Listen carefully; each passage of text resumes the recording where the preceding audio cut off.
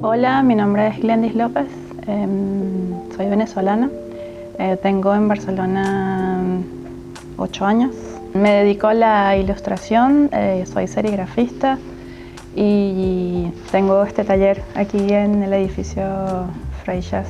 Mi trayectoria artística empieza, estudié publicidad, luego estudié dirección de arte, estuve en la industria, audiovisual, trabajé en cine, pero luego cuando llegué aquí a Barcelona quise reinventarme y decidí estudiar ilustración. Hice la prueba de acceso a la Escuela Massana. Comencé en la serigrafía porque en la Escuela Massana era uno de los módulos. Había un taller de serigrafía y ahí quizás empezó como mi interés. Y casualmente había un compañero de la escuela que tenía un taller y me ofreció si quería quedarme con todos los equipos.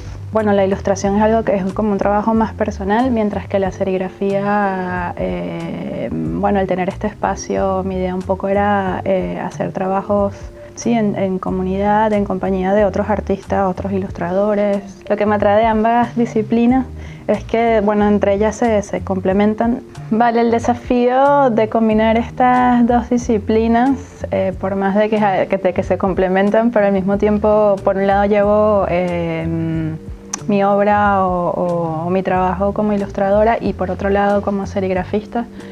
Como hago trabajos o encargos para otras personas, quizás a veces dedico más tiempo a esto y no a mi trabajo personal. Vale, mi intención con mi obra es capturar la belleza de lo cotidiano, de las pequeñas cosas y quizás la poesía en los momentos más simples de la vida.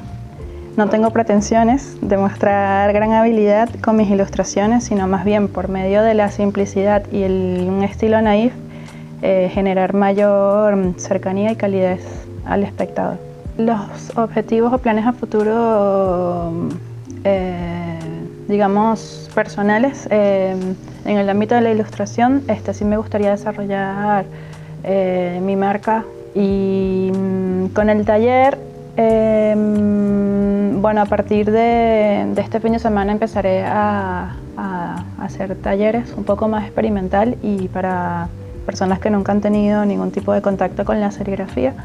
Me gustaría que se abriera un poco más la posibilidad de estampar sobre papel, estar en un espacio compartido como que te motiva y tenemos como un súper buen ambiente.